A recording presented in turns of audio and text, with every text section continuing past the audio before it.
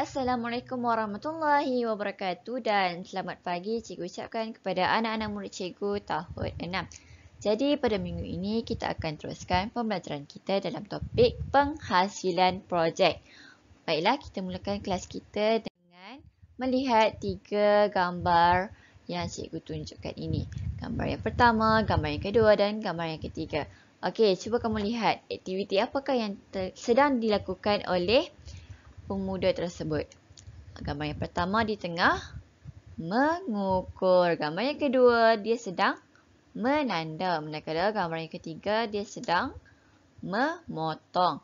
Jadi tajuk kita pada hari ini ialah mengukur, menanda dan memotong bahan yang digunakan untuk membuat projek elektromekanikal.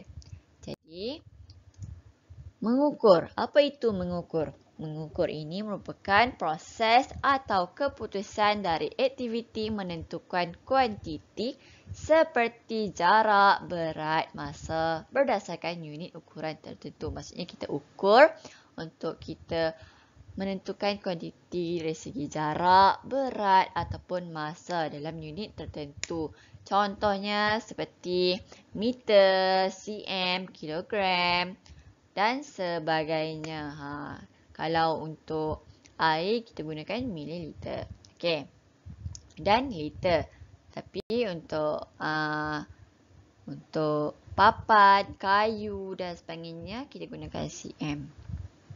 Ataupun meter. Okey. Proses yang seterusnya iaitu menanda. Menanda ini ialah untuk menghasilkan garisan ataupun titik rujukan sebagai panduan untuk kerja-kerja memotong dan melubang. Kita gunakan pensel dan pembaris untuk kita tanda sebagai panduan untuk kita semasa proses kita memotong dan melubang. Kemudian memotong. Memotong ini merupakan aktiviti yang memutuskan sesuatu objek. Kita potong bagi menghasilkan dua belahan. Okey, proses ini hendaklah dilakukan dengan alatan tangan yang betul secara berhati-hati. Kita gunakan gunting, apa lagi? Gergaji dan sebagainya. Kemudian mengukur, menanda dan memotong bahan projek. Okey, kamu boleh rujuk buku teks muka surat 17 sehingga muka surat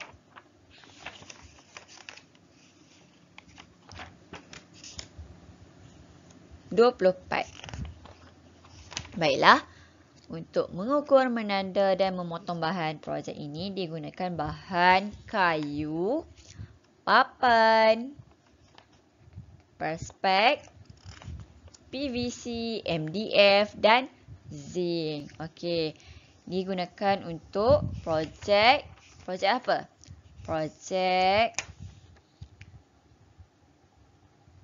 Projek palang keselamatan. Okey, ini berdasarkan buku teks. Tapi projek kita buat kereta metrik. Okey, mari kita lihat proses untuk menghasilkan palang keselamatan. Okey, yang pertama, kita buat ukur, tanda dan memotong bahan. Okey, yang pertama untuk bahan kayu, kita ukur kayu A1 dan A2 serta A3 dan 4 dengan pembaris keluli, kemudian tanda dengan menggunakan pensel. Kita ukur gunakan pembaris, kemudian kita tanda gunakan pensel.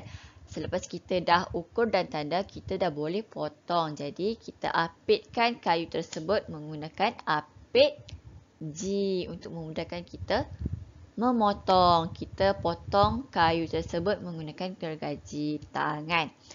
Baiklah. Yang seterusnya, untuk bahan papan pula, kita ukur papan B1, B2, B3 dan B4 dengan pembaris keluli. Kemudian tanda menggunakan pensel. Kita ukur mengikut ukuran yang sepatutnya. Kemudian kita tanda menggunakan pensel pada tempat yang kita nak potong ataupun kita nak hasilkan lubang.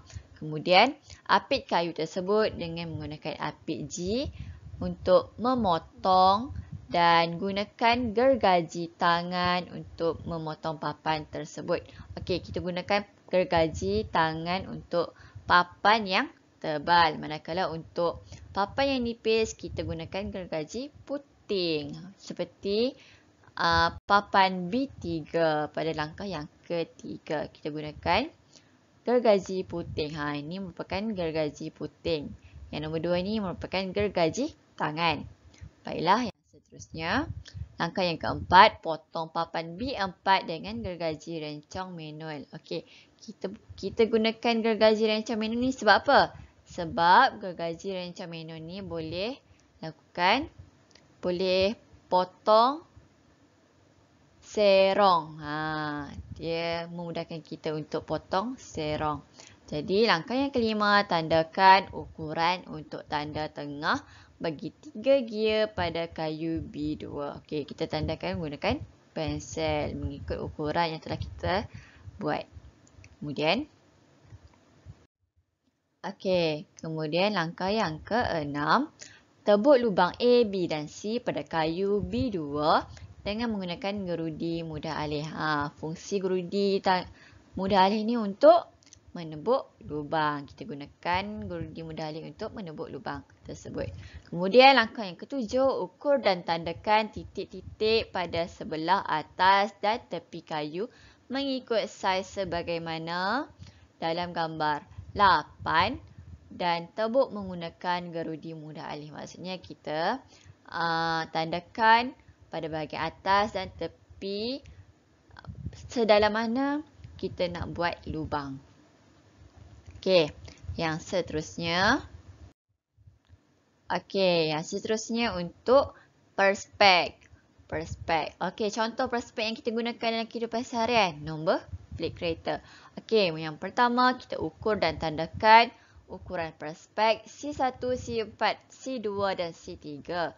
Lepas kita dah ukur dan tandakan, kita dah boleh potong perspek tersebut mengikut ukuran dan yang kita tanda dekat perspek tersebut. Okey, kita potong perspek menggunakan pisau pemotong perspek sebab dia dah khaskan untuk perspek. Jadi, lepas kita dah potong perspek tersebut, kita ukur dan tanda kedudukan lubang pada perspek tersebut. Kemudian, kita tebuk lubang dengan menggunakan gerudi mudah alih. Baiklah, untuk mengukur, menanda dan memotong bahan projek untuk MDF. Okey, sebelum tu MDF ini merupakan sejenis papan.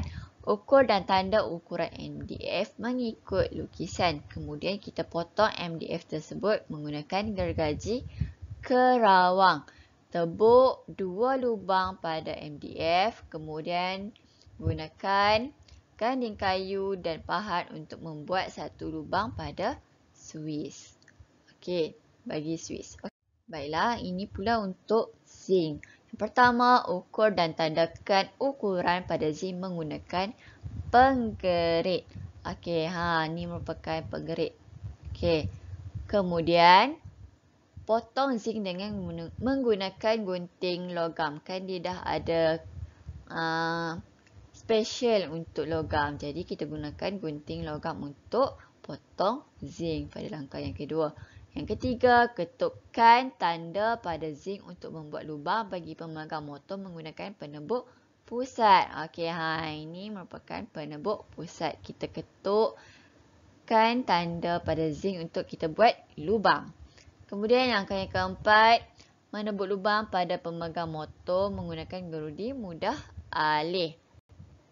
Yang seterusnya, untuk PVC, iaitu kita gunakan untuk hasilkan palang. Okey, ukur dan tanda ukuran pada PVC, kemudian kita potong dengan gunting biasa. Kemudian mengukur dan menanda kedudukan lubang, kita tebuk lubang dengan menggunakan gerudi mudah alih.